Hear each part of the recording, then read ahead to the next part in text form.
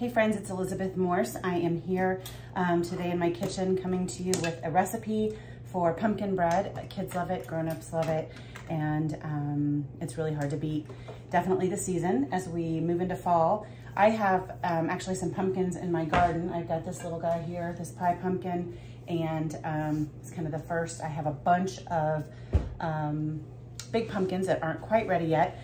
And so I thought today I would show you all something fun to do. I've got tons of pumpkin recipes, but definitely, besides pumpkin pie, which I kind of save for Thanksgiving, pumpkin bread is something that my family loves. For this, I'm gonna use canned pumpkin. I could show you how to cut up the pumpkin, roast it, but I'm kind of hanging on to that little guy for now, and I'm gonna probably roast a bunch of pumpkin at once. So let me tell you what is in this recipe, and then also why pumpkins, besides being so tasty, are a great choice nutritionally. They have tons of vitamin A, vitamin C, E, fiber, of course, and also iron and folate. And all these things, of course, right now, especially while we're all trying to boost our immunity, are great choices. So here's my pumpkin bread recipe, and this is super versatile, super easy. I'm gonna make it today in a bundt pan because we've got family dinner tonight, and I think that looks pretty on a plate. But you can also easily do 24 muffins out of this, or you could do 2 8x4 loaves. But as I said, I'm gonna do the bundt pan today, and I've gone ahead. This is actually a non-stick bundt pan, but I did put a little oil in it. If you're not using non-stick, you definitely wanna grease and flour your pan, whatever you decide to use, or if you're doing muffins, I would recommend using the little papers. Those make it super easy. And to start, we've got 1.5 cups of softened butter. I already have it in my mixing bowl here. And to that, I'm gonna add 2 cups of sugar. I'm gonna cream that up. While that is mixing, I'm gonna open my can of pumpkin. This is actually a little bit bigger of a can than I need, about double. But it's what I have on hand, so that's what I'm going to use. You need about a 15-ounce can, and this is about 30, so anyway, a little extra. Okay, I'm going to turn that up just a smidge. While that's mixing, I'm going to go ahead and add half a teaspoon of salt.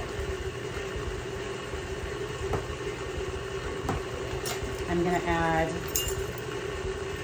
half a teaspoon of baking powder, and I am gonna measure the baking powder. Usually I kind of eyeball it, but I want it to be nice and fluffy. I'm gonna do a teaspoon of baking soda.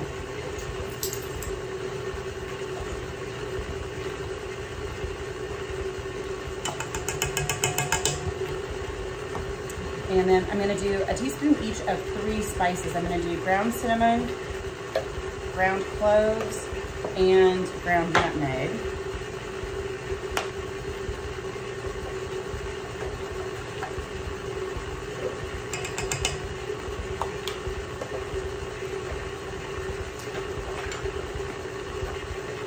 Ooh, it's a little tricky there.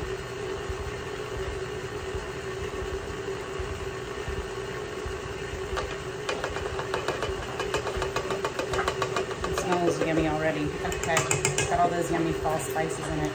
And then I'm gonna grab a microplaner because my nutmeg is actually these guys, and I have to grate it. I turn off my, sorry you guys can hear my trusty sidekick Remy, my dog over here drinking water. He's noisy. It's always real life in my kitchen, friends. Okay, this smells amazing. If you've got pre-ground nutmeg, use that. This is just what I have, so that's what I'm gonna use. Okay, I'm gonna go ahead and mix that in. And then I'm gonna add 2 eggs.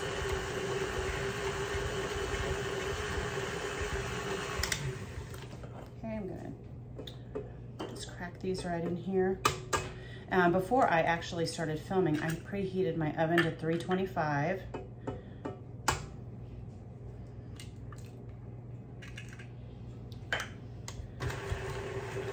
Mix up those eggs. Smells awesome. Okay. And then I'm gonna take half of this can.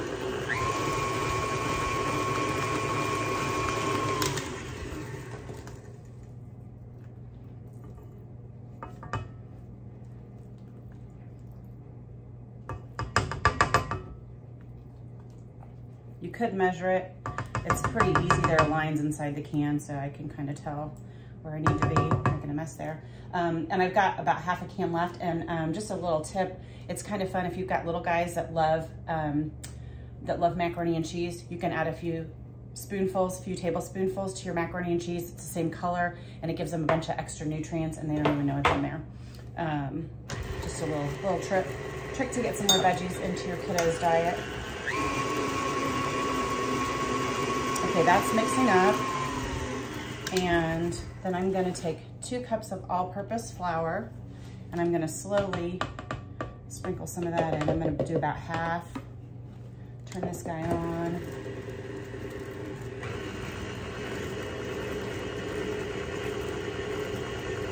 And you're gonna end up with something that looks like orange cake batter.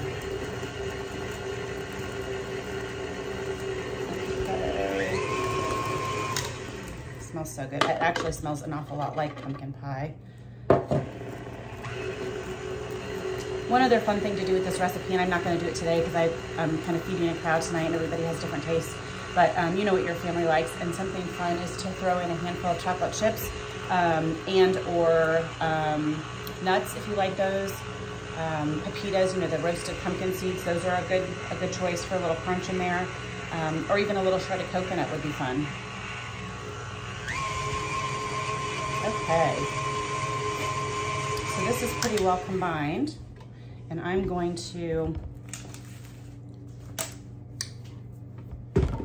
get my spatula and clean off the batter, off the beater, and then I'm gonna just give it one more mix by hand, make sure I got everything mixed up real well, and we're gonna put it into the bundt pan and stick it in the oven.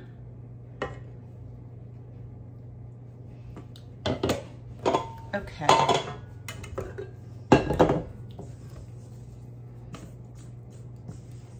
Yep, pretty delicious. Smells amazing. Here's what it looks like. Y'all can see. And then I'm just gonna spoon it into my bundt pan.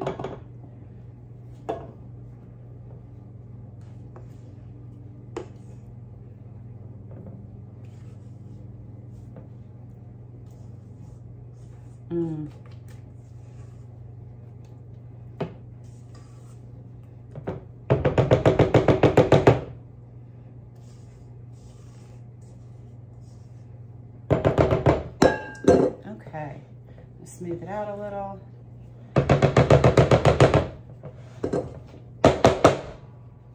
Here we go. I'm gonna stick this in the oven. I'm gonna check it at about 25 minutes. I'm gonna expect that it'll go closer to 50 because it is a pretty dense bread. And when it is done, I will come back and let y'all know what it looks like and show it to you. All right, folks, welcome back. I have had this in the oven for about an hour. It cooled off. I flipped it over. It smells amazing. Looks really good. I'm gonna slice it for you and show you what it looks like.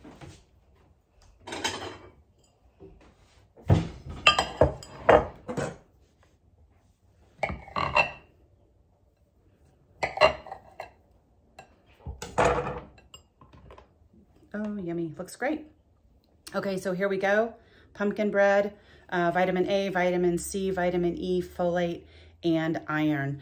Try this for your family. Let me know what you think, and thanks for tuning in.